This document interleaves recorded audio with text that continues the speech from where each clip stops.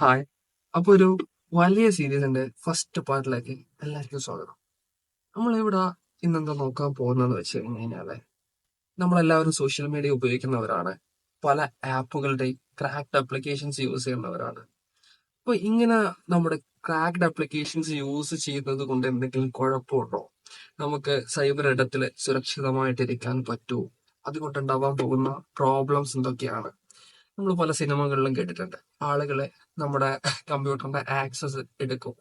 ഏതോ ഒരാള് ഇതുപോലെ മുഖംമൂടിയൊക്കെ ധരിച്ച് വന്ന് ഗ്രീൻ സ്ക്രീനിൽ ഇങ്ങനെ ടൈപ്പ് ചെയ്യാണ്. അയാൾ നിങ്ങളുടെ ഇന്റർനെറ്റിന്റെ ഫുൾ ആക്സസ് എടുത്തു കൊണ്ടുപോവുകയാണ്. നിങ്ങളുടെ സിസ്റ്റം കൺട്രോൾ ചെയ്യുകയാണ്. നിങ്ങളുടെ ഫയൽ സ്റ്റോറേജിലുള്ള ഫോട്ടോസ് വീഡിയോസ് ഒക്കെ അയാൾ ആക്സസ് ചെയ്യാണ്. അങ്ങനെയൊക്കെ റിയൽ ലൈഫിൽ നടക്കുമോ?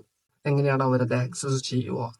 ഒരു നമ്മളിപ്പോൾ നമ്മുടെ വീട്ടിലേക്ക് ആയി കഴിഞ്ഞ് കഴിഞ്ഞാലും നമ്മുടെ പേഴ്സണൽ കമ്പ്യൂട്ടേഴ്സിലായി കഴിഞ്ഞ് കഴിഞ്ഞാലും ഇത്തരത്തിലുള്ള ക്രാക്ഡ് ആപ്ലിക്കേഷൻസ് ഇൻസ്റ്റാൾ ചെയ്യുന്നത് സേഫ് ആണോ എന്നുള്ളതൊക്കെ ഇന്ന് ഈ വീഡിയോയിൽ നമ്മൾ ഇൻക്ലൂഡ് ചെയ്യുന്നുണ്ട്.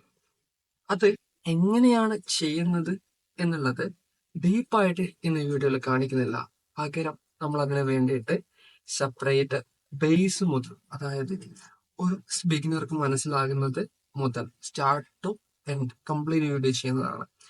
അതിന്റെ ഫസ്റ്റ് ഒരു അവയർനെസ് വീഡിയോ എന്നുള്ള രീതിയിൽ എന്തുകൊണ്ട് നമ്മൾ ഇത്രയും പഠിച്ചു പോകും എന്നുള്ളതിന് ഡീറ്റെയിൽ ആയി പറഞ്ഞു തരാൻ വേണ്ടിയിട്ട് ഒരു അവയർനെസ് എന്നുള്ള രീതിയിലാണ് ഇത് ചെയ്തത്. അപ്പൊ എന്താണ് നെറ്റ്വർക്കിംഗ്, എന്താണ് ഒരു കമ്പ്യൂട്ടർ, എന്തിനാണ് സെർവർ എന്ന് പറയാം, എങ്ങനെയാണ് വെബ് ആപ്ലിക്കേഷൻ വർക്ക് ചെയ്യുന്നത്, ഈ സൈബർ സെക്യൂരിറ്റി റിലേറ്റഡ് ആയിട്ടുള്ള മറ്റ് ടോപ്പിക്സ്, എങ്ങനെ ഒരു വിൻഡോസ് സിസ്റ്റം ഹാക്ക് ചെയ്യാം, എങ്ങനെ ഒരു ആൻഡ്രോയിഡ് സിസ്റ്റം ഹാക്ക് ചെയ്യാം, ഇങ്ങനെയൊക്കെ ഉള്ളതൊക്കെ നമ്മുടെ അപ്കമിങ് വീഡിയോസിൽ ഇടുന്നതായിരിക്കും. അപ്പോൾ ഇന്ന് നമ്മൾ നോക്കാൻ പോകുന്നത് എങ്ങനെയാണ് മറ്റൊരാളെ നമ്മുടെ സിസ്റ്റം ഒരു ആപ്ലിക്കേഷൻ ത്രൂ നമ്മൾ ഒരു അൺനോൺ സോഴ്സസിൽ നിന്ന് ഒരു ആപ്ലിക്കേഷൻ ഡൗൺലോഡ് ചെയ്യുന്നതിലൂടെ ആക്സസ് ചെയ്യുക എന്നുള്ളതാണ്. അപ്പം അതിലോട്ടേക്ക് കടക്കാം. അപ്പോൾ പ്രാക്ടിക്കലി ഇതെങ്ങനെ ചെയ്യാമെന്ന് നോക്കുന്നതിന് മുമ്പ് നമ്മൾ പ്രിപ്പയർ ചെയ്ത് വെച്ച് കുറച്ച് നോട്ട്സ് നോക്കാം. Cyber security essentials, understanding the risk of unknown app sources. Installing apps from unknown sources is risky. It exposes your device to malware and hackers. Understanding this dangerous is crucial to protect your data and privacy. അപ്പോൾ unknown sources എന്താണ്? ഈ unknown sources ഇപ്പോൾ Google play സ്റ്റോറിൽ available ആയിട്ടുള്ള ഒരു application, ഒരു mobile ഗെയിമോ അല്ലെങ്കിൽ ഏതെങ്കിലും ഒരു വീഡിയോ എഡിറ്റിംഗ് സോഫ്റ്റ്വെയറോ ഞാൻ എന്താക്കുകയാണ്, അതിന് എമൗണ്ട് സ്പെൻഡ് ചെയ്യേണ്ട ആ ഒരു മടി കൊണ്ട് ഞാനൊരു അൺനോൺ സോഴ്സസിൽ ഏതെങ്കിലും ഒരു ക്രാക്ഡ് ആപ്ലിക്കേഷൻസ് ഉള്ള വെബ്സൈറ്റിൽ പോയി ഡൗൺലോഡ് ചെയ്യാണ്. ഡൗൺലോഡ് ചെയ്ത് അത് യൂസ് ചെയ്യാണ്. അതിൻ്റെ ഫുൾ ബെനിഫിറ്റ്സ് ചെറിയ എമൗണ്ടിൽ, അതായത് എമൗണ്ട്സ് ഒന്നും സ്പെൻഡ് ചെയ്യാതെ ആ വെബ്സൈറ്റിൽ പോയി ഡൗൺലോഡ് ചെയ്തത് കൊണ്ട് മാത്രം എനിക്ക് യൂസ് ചെയ്യാൻ പറ്റും എന്നുള്ളത് കൊണ്ട് ഞാൻ പോയി ഇൻസ്റ്റാൾ ചെയ്യാണ്. അപ്പം അങ്ങനെ ഇൻസ്റ്റാൾ ചെയ്യുന്നത് കൊണ്ട് എന്താണ് നമുക്കുണ്ടാവുന്ന ലോസ്? ഇത് ചെയ്യുന്ന ആൾക്ക് ഇതിൽ എന്തെങ്കിലും ഒരു ലാഭം വേണമല്ലോ. അങ്ങനെ ഉണ്ടാവുന്ന ലോസ് എന്ന് വെച്ച് കഴിഞ്ഞാൽ നമ്മളെ ഡാറ്റ, നമ്മളെ മൊബൈലിലുള്ള ഫോട്ടോസ്, വീഡിയോസ്, അല്ലെങ്കിൽ നമ്മുടെ കമ്പ്യൂട്ടറിൽ സ്റ്റോർ ചെയ്തിട്ടുള്ള ഫോട്ടോസ്, വീഡിയോസ് ഒക്കെ ഈ ഒരു ആരാണോ എക്സ്പ്ലോയിറ്റ് ചെയ്യുന്നത് അയാൾക്ക് എടുക്കാൻ പറ്റും എന്നുള്ളതാണ് ഇതിൻ്റെ ഒരു പ്രശ്നം. അപ്പം next, dangerous of installing apps from unknown sources, malware and ransomware, data theft, full system control, back door access. ഇതൊക്കെ എന്താണ് മാൽവെയർ, എന്താണ് റാൻസംവെയർ, ഡാറ്റ തെഫ്റ്റ് എങ്ങനെയാണ് ഇതുകൊണ്ട് നടക്കുന്നത്, എങ്ങനെയാണ് നമ്മുടെ ഫുൾ സിസ്റ്റത്തിന്റെ കൺട്രോൾ കിട്ടുക, ബാക്ക് ഡോർ എന്താണ്, ബാക്ക് ഡോർ അറ്റാക്സ് എന്താണ്, ഇതൊക്കെ നമ്മൾ ഡീറ്റെയിൽ ആയിട്ട് പോകും. അതിനു മുമ്പ് നമ്മൾ ഇന്നൊരു സാമ്പിൾ എന്നുള്ള രീതിയിൽ ഇതിവിടെ ചെയ്തിട്ട് കാണിക്കുന്നതായിരിക്കും. അപ്പോൾ റിയൽ വേൾഡിലെ ഹാക്കിംഗ് കൊണ്ട് ഉണ്ടാവുന്ന പ്രശ്നങ്ങൾ എന്ന് വെച്ച് കഴിഞ്ഞാൽ നമ്മുടെ മെയിൻ ഡാറ്റ ലീക്ക്, നമ്മുടെ പ്രൈവസി നമുക്ക് ലോസ് ആവുന്നു. ഒരു ഓർഗനൈസേഷൻ്റെ ഒക്കെ കേസിലാണെങ്കിൽ ഇങ്ങനെ ഒരു എക്സ്പ്ലോയിറ്റേഷൻ നടന്നു കഴിഞ്ഞ് കഴിഞ്ഞാൽ അവർക്ക് വെച്ചിട്ട് ആ ഒരു ഓർഗനൈസേഷനെ ത്രെട്ടൺ ചെയ്യുകയും ചെയ്യാം. അപ്പോൾ പൈസ ആവശ്യപ്പെടാം, അല്ലെങ്കിൽ അത് കൊടുക്കാതിരിക്കാം, അല്ലെങ്കിൽ ആ ഒരു ഡാറ്റാസ് വെച്ചിട്ട് മറ്റെന്തൊക്കെ ആക്ടിവിറ്റീസ് പെർഫോം ചെയ്യാവും അതൊക്കെ ഈ അറ്റാക്കർക്ക് ചെയ്യാൻ പറ്റും. അപ്പോൾ നെക്സ്റ്റ് എന്ന് പറയുന്നത് നമ്മുടെ topic preventing attacks through knowledge. നമുക്ക് എഡ്യൂക്കേഷൻ, ഇതൊക്കെ ഇങ്ങനെയൊക്കെ പ്രശ്നങ്ങൾ ഉണ്ടാവും എന്ന് നമ്മൾ അറിഞ്ഞു വെക്കുന്നത് ഇതിൽ നിന്നുള്ള പ്രിവെൻഷൻ തന്നെയാണ്. നന്നായി എഡ്യൂക്കേറ്റഡ് ആയിട്ടുള്ള, നന്നായി ഇതിനെക്കുറിച്ച് നോളജ് ഉള്ള ഒരാളെ ആളുകളെ പറ്റിക്കാനുള്ള സ്പാം ലിങ്ക്സ് അയച്ചിട്ട് അല്ലെങ്കിൽ ഇതുപോലുള്ള ആപ്ലിക്കേഷൻസ് ഇൻസ്റ്റാൾ ചെയ്ത് ഇതുപോലുള്ള കുഴികളിൽ ചാടാനുള്ള ചാൻസസ് ഒക്കെ കുറവാണ്. അപ്പോൾ നമ്മൾ എഡ്യൂക്കേറ്റഡ് ആയിരിക്കണമെങ്കിൽ ഞാൻ ഇപ്പോൾ നാളെ വന്ന് ഇതെങ്ങനെയാണ് സൈബർ സെക്യൂരിറ്റി എന്നുള്ളൊരു ക്ലാസ് എടുക്കുന്നതിനേക്കാൾ ബെറ്റർ ആയിട്ട് നിങ്ങൾക്ക് മനസ്സിലാവുക ഇതിൻ്റെ ബേസ് മുതൽ എടുത്തിട്ട് പോയാലാണ്. എന്താണ് സൈബർ സെക്യൂരിറ്റി, എന്താണ് നെറ്റ്വർക്കിംഗ്, എന്താണ് ബേസിക് വെബ്സൈറ്റ് ക്രിയേഷൻ എന്തൊക്കെയാണ്, അതെങ്ങനെയാണ് ഹോസ്റ്റ് ചെയ്യുന്നത്, അങ്ങനെ ഓരോരോ ടോപ്പിക്സിൻ്റെയും ബേസ് മുതൽ നമ്മൾ എടുത്ത് ഇവിടെ നിന്ന് പോകാൻ പോവാണ്. അപ്പോൾ ആ ഒരു ജേണിൻ്റെ ഫസ്റ്റ് വീഡിയോ എന്നുള്ള രീതിയിലാണ് ഇതിവിടെ ഇടുന്നത്. അപ്പോൾ അതിന് നമുക്ക് നോക്കാം എങ്ങനെയാണ് ഇത് പ്രാക്ടിക്കലി ചെയ്യുക എന്നുള്ളത്. ഇവിടെ നമ്മൾ ചെയ്യാൻ പോകുന്നതെന്ന് വെച്ച് കഴിഞ്ഞാൽ റിയൽ ലൈഫിൽ നമ്മൾ ഒരു ആപ്ലിക്കേഷൻ അൺനോൺ സോഴ്സിൽ നിന്ന് ഇൻസ്റ്റാൾ ചെയ്യുന്ന സമയത്ത് എങ്ങനെയാണ് നമ്മുടെ PC ഹാക്ക് ചെയ്യപ്പെടുന്നത് എന്നുള്ളത് ചെക്ക് ചെയ്യാണ് ചെയ്യുന്നത്. ഇവിടെ ഞാൻ എന്താ ചെയ്യുന്നതെന്ന് വെച്ചാൽ ഇവിടെ 2 സിസ്റ്റംസ് ഉണ്ട്. ഒന്ന് ലിനക്സ് ബേസ്ഡ് ഓപ്പറേറ്റിംഗ് സിസ്റ്റത്തിലുള്ള പാരറ്റ് ആണ്, രണ്ടാമത്തെ വിൻഡോസ് 7 ആണ്. ഈ പാരറ്റ് എന്നുള്ളത് അറ്റാക്കറിന്റെ സിസ്റ്റവും വിൻഡോസ് എന്നുള്ളത് നമ്മളെ പോലുള്ള നോർമൽ യൂസേഴ്സിന്റെ സിസ്റ്റമാണ്. അപ്പോൾ ഞാൻ ഇനി എന്താ ചെയ്യാൻ പോകുന്നതെന്ന് വെച്ച് കഴിഞ്ഞാൽ ഒരു അൺനോൺ സോഴ്സിൽ നിന്ന് ഞാൻ ഇൻസ്റ്റാൾ ചെയ്ത ഒരു ആപ്ലിക്കേഷൻ അത് എൻ്റെ ഈ വിൻഡോസിൽ ഇൻസ്റ്റാൾ ചെയ്യുന്നു. ആ ഇൻസ്റ്റാൾ ചെയ്യുന്നതോട് കൂടി എങ്ങനെയാണ് എൻ്റെ സിസ്റ്റം ഹാക്ക് ചെയ്യപ്പെടുന്നത്, എന്തൊക്കെ ആക്സസ് ആണ് അവർക്ക് ലഭിക്കുക എന്നുള്ളതാണ് ഈ ഒരു വീഡിയോയിൽ നമ്മൾ പറയാൻ പോകുന്നത്. അപ്പോൾ ഈ VMware എന്ന് വെച്ച് കഴിഞ്ഞാൽ ഇതുപോലുള്ള ഒരുപാട് വെർച്വൽ മെഷീൻസ് നമുക്കിതിൽ ക്രിയേറ്റ് ചെയ്യാം. അതൊക്കെ എങ്ങനെയാണ് ക്രിയേറ്റ് ചെയ്യുന്നത്, അങ്ങനെ ചെയ്തത് കൊണ്ട് എന്താണ് യൂസ്, നമ്മളിത് കമ്പനി പ്രിമിസസിൽ എവിടെയൊക്കെയാണ് യൂസ് ചെയ്യുന്നത്, അതൊക്കെ നമുക്ക് ഡീറ്റെയിൽ ആയിട്ട് വരുന്ന വീഡിയോകളിൽ നോക്കാം. ഇന്ന് നമ്മൾ നോക്കാൻ പോകുന്നത് ഇതെങ്ങനെ ചെയ്യാന്നുള്ളതാണ്. ഇവിടെ ഓൾറെഡി ഞാനിവിടെ അറ്റാക്കിങ് സ്റ്റാർട്ട് ചെയ്ത് ഈ ഒരു പോർട്ടൽ ഇത് ലിസൺ ചെയ്യുന്നുണ്ട്. മെറ്റസ്പ്ലോയിറ്റബിൾ ഫ്രെയിം വർക്കാണ് ഞാൻ ഇതിനു വേണ്ടിയിട്ട് യൂസ് ചെയ്യുന്നത്. എന്താണ് മെറ്റസ്പ്ലോയിറ്റബിൾ, അത് എങ്ങനെയാണെന്നൊക്കെ ഉള്ളത് നമുക്ക് ഡീറ്റെയിൽ ആയിട്ട് വരുന്ന വീഡിയോകളിൽ പഠിച്ചിട്ട് പോവാം.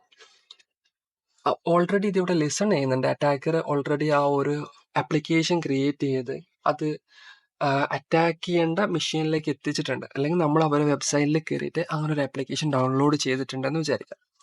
ഇതാണ് എൻ്റെ വിൻഡോസ് സിസ്റ്റം. ഞാൻ അങ്ങനെ ഒരു വെബ്സൈറ്റിൽ പോയിട്ട് ഡൗൺലോഡ് ചെയ്ത ഒരു ആപ്ലിക്കേഷൻ ഞാൻ കാണിച്ചു തരാം. ഇവിടെ കണ്ടോ, ക്രോം 7. വിൻഡോസിലൊക്കെ നമ്മൾ യൂസ് ചെയ്യുന്ന ക്രോം ബ്രൗസർ ഞാൻ ഇതേപോലെ ഒരു വെബ്സൈറ്റിൽ നിന്ന് ഡൗൺലോഡ് ചെയ്തിരിക്കാന്ന് വിചാരിക്കും. ഇത് ഞാനിപ്പോൾ ഇവിടെ ക്രിയേറ്റ് ചെയ്തതാണ്. ഞാൻ എന്ത് ചെയ്യുന്നു, ഇപ്പോൾ ഇത് ലിസണിങ്ങിലാണ്. Started reverse TCP handler on 192.168.79.128 എന്ന് പറഞ്ഞിട്ടുള്ള ഒരു മെസ്സേജാണ് ഇതിവിടെ കാണിക്കുന്നത്. ഇപ്പം ഹാക്ക് ചെയ്യപ്പെട്ടിട്ടില്ല സിസ്റ്റം. അപ്പോൾ ഞാൻ ഈ വിൻഡോസ് 7ലേക്ക് ക്ലിക്ക് ചെയ്തു. ക്രോം എന്ന് പറയുന്ന ആപ്ലിക്കേഷൻ ഡബിൾ ക്ലിക്ക് ചെയ്തു. അത് ഇൻസ്റ്റാൾ ചെയ്യണേ. ഇൻസ്റ്റാൾ ചെയ്യുന്ന സമയത്ത് എനിക്ക് എന്തായത്, മൈക്രോസോഫ്റ്റിന്റെ എഡ്ജ് ഡൗൺലോഡ് ആവുന്നുണ്ട്. സോറി, ക്രോം എന്നുള്ളത് ഞാൻ പേരിട്ട സമയത്ത് മാറിപ്പോയതാണ്. എഡ്ജ് ആപ്ലിക്കേഷൻ ആയിരുന്നു. എഡ്ജ് ഡൗൺലോഡ് ആവുന്നുണ്ട്.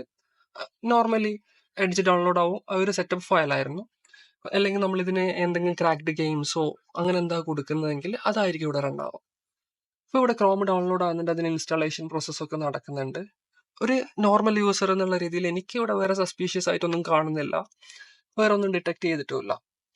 ഇനി എൻ്റെ പാരറ്റ് സിസ്റ്റത്തിലേക്ക് പോകുന്ന സമയത്ത് ഇവിടെ എനിക്ക് ആക്സസ് കിട്ടി. ഇത് ഹാക്ക് ചെയ്യപ്പെട്ടു ഈ സിസ്റ്റം. ഓക്കെ, ഈ ഡൗൺലോഡ് ചെയ്യാൻ കംപ്ലീറ്റ് ചെയ്തില്ല. ഇത് ക്ലോസ് ചെയ്യാണ്. ക്ലോസ് ചെയ്ത് ഞാനത് ക്ലോസ് ചെയ്ത് കഴിഞ്ഞിട്ടും അതൊക്കെ സ്റ്റോപ്പ് ചെയ്ത് കഴിഞ്ഞിട്ടും ഇവിടെ നോക്കുന്ന സമയത്ത് എനിക്ക് സ്റ്റിൽ ഇവിടെ ആക്സസ് ഉണ്ട്. ഇനി ഇവിടെ നോക്കാം, ഇത് എന്താണ് ഹാക്ക് ചെയ്യപ്പെട്ടത്. നിങ്ങൾക്ക് ഇപ്പോൾ ഇവിടെ ഒന്നും കാണാൻ പറ്റുന്നില്ല. ജസ്റ്റ് ഒരു എന്തോ എഴുതി കാണിക്കുന്നു, അവിടെ ഒരു മൗസ് കേസർ ഉണ്ട്, അത്ര മാത്രമേ ഉള്ളൂ.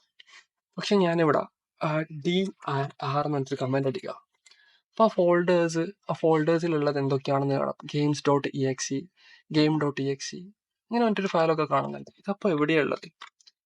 ഇവിടെ പോയി കഴിഞ്ഞിട്ട് ഡൗൺലോഡ്സ് പോയി, സോറി, അപ്പോൾ ഫയൽ എക്സ്പ്ലോറർ പോയി ഡൗൺലോഡ്സ് പോയി കഴിഞ്ഞാൽ game.exe ഇതൊക്കെ ഇവിടെ കാണുന്നുണ്ട്. അത് തന്നെയാണ് എനിക്ക് ഇവിടെയും ആക്സസ് ചെയ്യാൻ പറ്റുന്നത്. ഇനി വേറൊരു കമാൻഡാണ് cd .dot. ഇതിൻ്റെ തൊട്ട് ബാക്കിലുള്ള ഫോൾഡേഴ്സിലേക്ക് പോവാം. ഓക്കെ, ഞാൻ വീണ്ടും dir ക്ലിക്ക് ചെയ്യാണ്. അപ്പോൾ എനിക്ക് അവിടെയുള്ള കുറേ ഫയൽസ് ഇതിൽ കാണാൻ പറ്റുന്നുണ്ട്. ഞാൻ വീണ്ടും cd .dot കൊടുക്കുകയാണ്. ഓക്കെ, ഇപ്പം നമുക്ക് എന്ത് കാണുന്നുണ്ട്, മൈക്രോസോഫ്റ്റ് ആപ്ലിക്കേഷൻ ഡാറ്റ ഇതുപോലുള്ള എല്ലാ ഫോൾഡേഴ്സും, സിസ്റ്റത്തിലുള്ള ഫോൾഡേഴ്സ് ഇപ്പോൾ ആക്സസിബിൾ ആയിട്ടുണ്ട്. ഇത് കുറച്ചുകൂടെ നന്നായിട്ട് നിങ്ങൾക്ക് മനസ്സിലാവണമെങ്കിൽ ഞാൻ ഒരു ഫോൾഡർ ക്രിയേറ്റ് ചെയ്ത് കാണിച്ചു തരാം ഇത് വെച്ച്. Okay,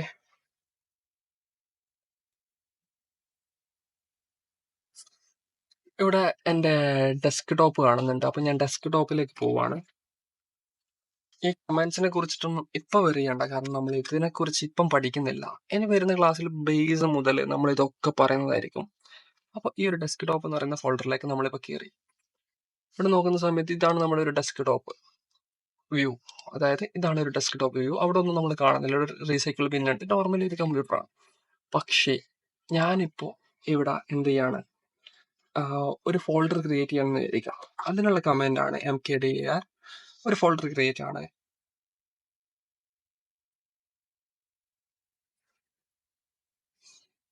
okay, cyber spider creating directory cyber spider. ഇവിടെ എൻ്റെ സിസ്റ്റത്തിൽ വന്ന് നോക്കുന്ന സമയത്ത് ഇവിടെ ഒരു ഫോൾഡർ ക്രിയേറ്റ് ആയിട്ടുണ്ട്. ഓക്കെ, ഇനി ഞാൻ വീണ്ടും ഇവിടെ വരികയാണ്. ആ സൈബർ സ്പൈഡർ എന്ന് പറയുന്ന ഫോൾഡറിന്റെ ഉള്ളിലേക്ക് എനിക്ക് പോകണമെന്ന് വിചാരിക്കാം.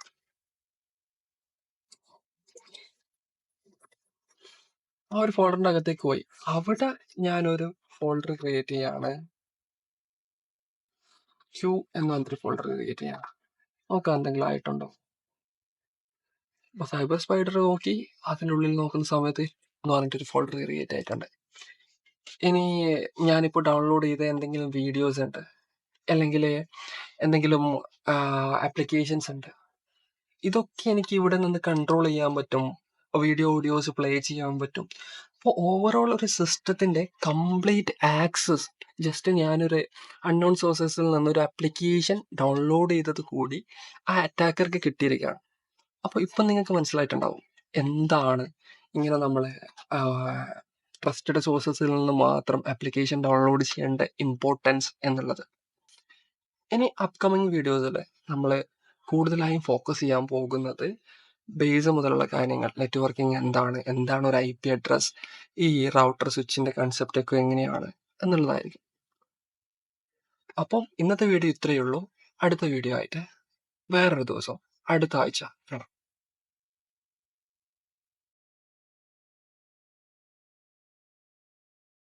If you don't subscribe to us, this may be the last time you see us.